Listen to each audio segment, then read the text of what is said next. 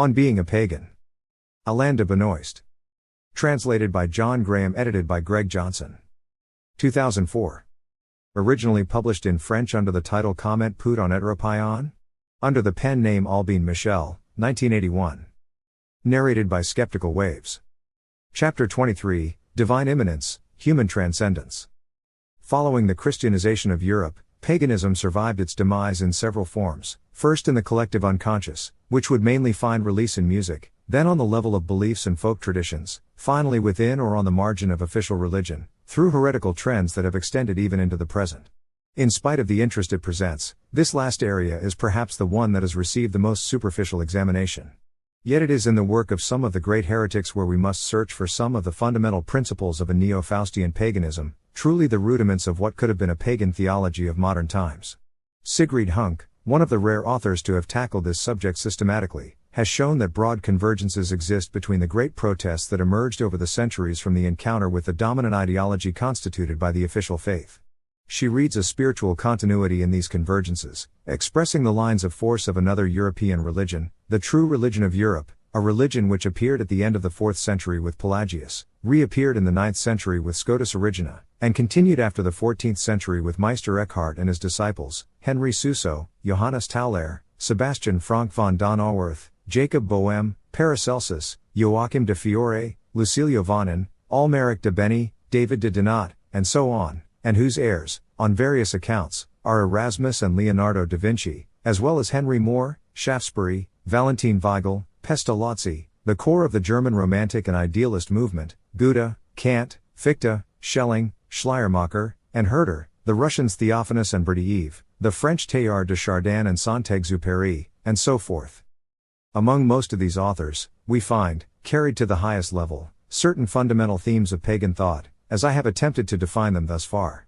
In the first place is the transcendental unity of the cosmos, the continuity between God, or the gods, and the world, a world whose being is perfect, but not unmoving, which is the site of a permanent becoming in every direction, a God who renders the finite itself infinite, who encourages time and space to be thought as infinite. Scotus Erigena, excommunicated by the Church after his death, wrote in the 11th century, "Everything is in God and God is in everything. Nothing can come elsewhere but Him, because everything is born in Him, through Him, and in Him." To look at things, he adds, is to contemplate the Word.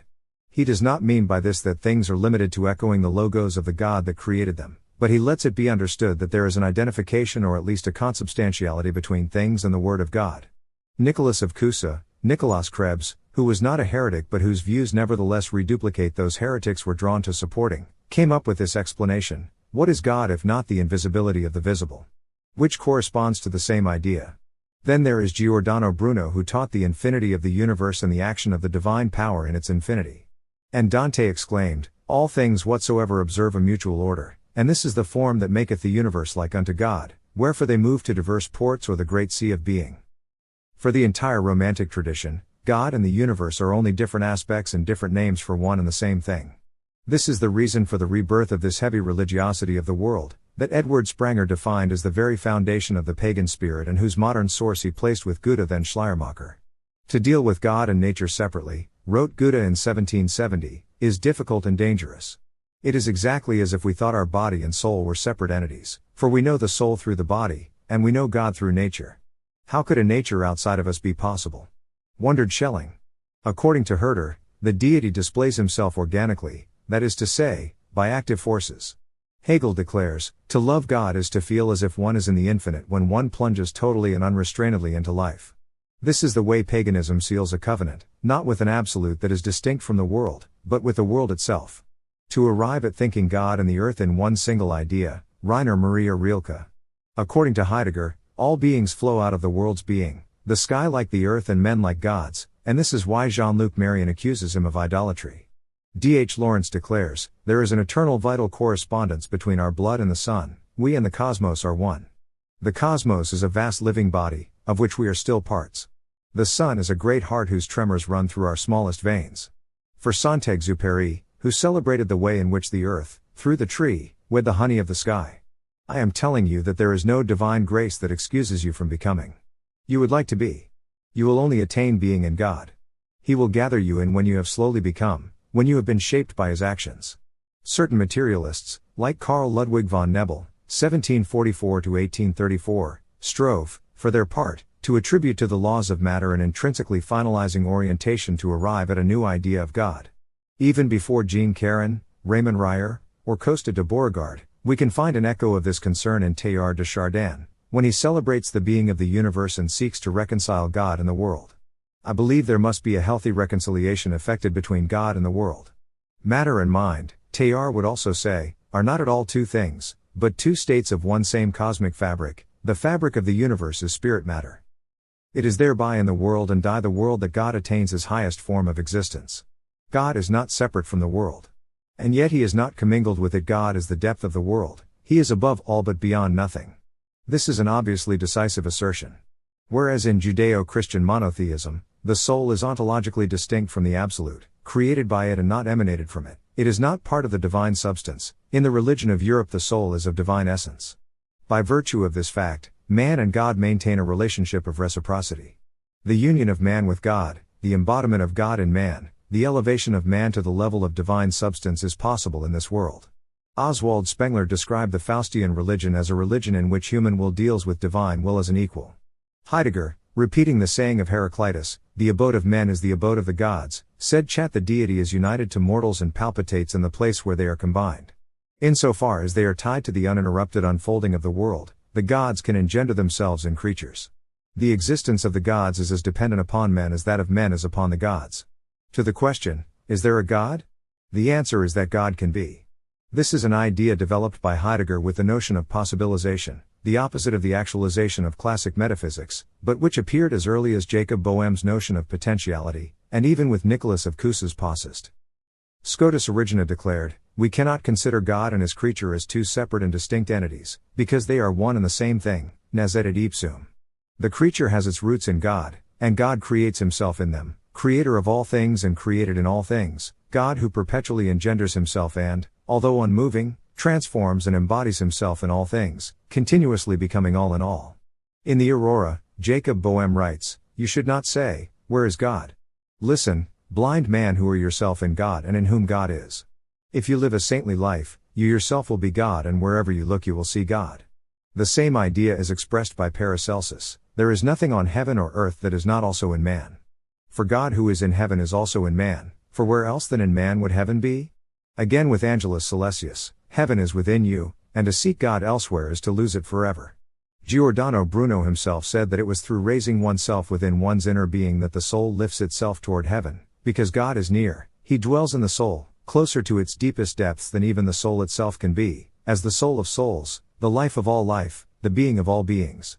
This conception of the relationship between man and God is fairly close to that encountered among some of the great mystics. It is also sometimes reminiscent of the doctrine of Bomoiasis, the assimilation with God that Plato established and which was later resumed by Plotinus, which has its origin in the human soul's latent identity with its divine foundation, so close that an element of reciprocity can be added. The union is desired by man as well as by God as necessary to their mutual fulfillment. Meister Eckhart also reacted against the biblical idea of a remote God who is inaccessible to man. He is one of the first, with Boehm and Silesius, to place God in the heart of hearts instead.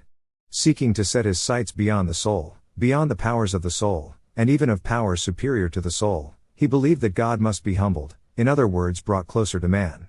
He would even write, so God may exist, I am one of the causes, if I did not exist, then God would not exist either. In a very beautiful passage from Fragments, he adds, my being a man is something I share in common with all men, that I see and hear, and eat and drink, is something I share with all the animals. But that I am I is something that belongs to me exclusively, it belongs to me and no one else, to no other man or angel or God, except insofar as I am one with him. The soul and God can therefore lead a common life, the soul can be engendered as God. In other words, God is born in the soul of man, present in the world, he is also engendered in and by the human soul. God comes to man to be born, to become within his very soul. This idea of an irregularly occurring consubstantiality of God and man goes so far that, for Eckhart, man should not even make a place for God in himself, for to reserve a place would be to, still, maintain a distinction. And Eckhart adds, I therefore pray to God for the power to free me from God, only a man freed from a God who would only occupy a place in him could fully and totally belong to God. In tandem, Eckhart protests against the search for godliness tied to retreating from the world. He denounces an evasive attitude that flees from things and preaches the apprenticeship of an inner solitude that allows him to penetrate to the bottom of things, to grasp his God there and be able, through a vigorous conscious effort, to give him form within himself according to a consubstantial mode. Eckhart's notion of being is therefore essentially dynamic and vital. It is a pure outpouring. Being is not folded back upon itself, nor it is a limitation of and by itself. Being is active. Activity to it means to emerge from itself. The man who manifests as being emerges from himself. It is something that gushes into and out of the self. It runs continually, says Eckhart, and it is this constant running that makes it ascend to the divine. Luther, however, clung to the idea of a God who is inaccessible to man. Furthermore, he absolutely denied free will. Nevertheless, he established the problematic of man's unity in God, which led him to reintroduce the idea of Deus absconstitus and to distinguish a dual divine will, the will of God as preached, revealed, offered, and worshipped, and that of God that was not preached, not revealed, not offered or worshipped. This allusion to a non-revealed, unknown and unknowable God, Deus absconditus in majestate, indirectly opposes two antagonistic conceptions of God, the God that is the Word, in the Logos, and the God that is in the world. Furthermore, this Lutheran theory has been compared to the nominalist doctrine with its distinction of two orders of truth.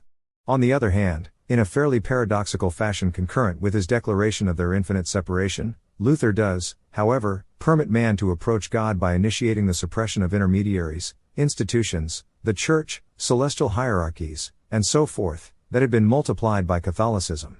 The mediation of the priest between man and infinite disappeared, Spengler, which agrees with the pagan idea according to which, the universe being identified with being, man has the possibility of entering into contact with the infinite and communicating directly with God. Finally, the Reformation emphasized more than ever before the primordial role of faith. This is the theme of justification by faith, as opposed to justification by works. Here again we note a contradiction. For Luther it is because our fate is stopped in advance that man must first be a believer. But intensely lived faith will also lead man to surpass himself and in the pagan perspective make him then the equal or the kin to God. Whereas Goethe defined man as God's dialogue with himself, Hölderlin asserts that it is man's divine portion that senses the divine in nature. Novalis' intention was to anchor himself in the immutable and in the divine within us. Schleiermacher said that it is impiety to seek the infinite outside of the finite. Like his friends of youth, Schelling and Hölderlin, Hegel declared war on dualism and viewed the radical opposition of man and God as the basic error of traditional metaphysics. The being of the soul is divine, writes Schelling, who adds, for he whose soul is seized by God, God is not something outside of the self nor a future located in an infinite remoteness, God is in him, he is in God. Later, in his Book of Hours, Rilke will pose the eternal question, what will you do, God, if I die, losing me, you lose all meaning. If man is God's kin and partner, he is not himself an object placed in the world but is himself partially connected with the world. Man is like the universe, the microcosm like the macrocosm. Man, says Paracelsus, comes from dust, aesus terrae, and this is why the entire universe can be found within him. Man, extracted from all creatures contains all creatures. So it is not a question in paganism of putting man in God's place. This would be setting up an idol, in the true sense of the word this time. It is not a question of ensuring that mastery over being passes from God to man, as Heidegger says. He goes on to say, those who share this opinion spare little thought for the divinity of God. Man can never put himself in God's place, because the essence of man will never attain the domain of the essence of God. Man is not God. But he can share in God, just as God can share in him. Man should not have the ambition to become God, but to become like the gods. Already, in the Eddas, man is present not as a fallen angel but as a being related to the gods, and who can rejoin them. Man does not represent a less with respect to what preceded him. He represents a plus, a cord extended between the giants and the gods. Man, if he was created, should surpass his creator, in the way a son should surpass his father. And just as nature, practically identified with the Father by Paracelsus, is surpassed by supernature, man surpasses everything from which he issues. He sublimates the world. He does not deify it, in the basic meaning of this term, but makes it a place where the deity can emerge. In the same perspective Paracelsus said that the apostles surpassed Christ, the created surpassed the Creator. Man only fully realizes himself by being more than himself, in other words by going beyond himself. Man is only fully himself by leaving the self, writes Raymond Abellio, who spontaneously discovers here the same words used by Eckhart. The ontological dimension of the human being is the open, Heidegger emphasizes, and this definition repeats that of philosophical anthropology, the Weltoffen be it, the opening to the world, of which Geklin speaks, at the same time as that of modern ethnology, according to which man is only acted upon by his membership in the species insofar as the latter is the basis for pure potentialities. This opening to the world is both a gift of being and a perpetual recreation of man. Only man can rise to the implicit grasp of being as such, only he can attempt to unveil it as such, in a transcendental and not merely natural way. Opening to the world does not dissolve us in its totality but, on the contrary, gives us specificity. It establishes the enclosed field of the disclosure of being as such, and it could even be said that it withdraws us from the world by preventing us from ever being a natural being, one being among beings, like the tree of the forest is only one tree among others, or the sheep of the flock is only one sheep among hundreds. More profoundly, this is what, by its relative exclusion from the order of things, allows the totality of beings to form a world for us and by us without itself being a being. This doctrine of the partially and, especially, potentially divine character of human nature is in fact the basis for all man's existential meaning. In paganism, man elevates the deity by elevating himself, he devalues it by considering it like an Eastern despot whose commandments should be followed on penalty of punishment. Eckhart speaks of the spark in the soul, scintilla in anima, by which man can attain the divine. After Paracelsus, Valentin Weigel developed the idea that man finds in himself and by himself knowledge of God, without any intervention. The same conception was developed by Shaftesbury.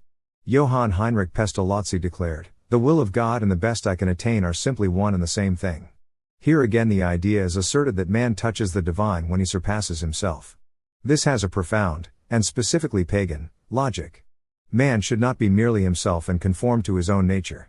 He should still seek to give himself a supernature, to acquire a superhumanity that Judeo-Christian monotheism's vocation, if not object, is to prevent him from acquiring. The idea that a human being could after his death become similar to a god was widespread in antiquity, as is shown by a large number of tombstone inscriptions from the Hellenic and Roman eras.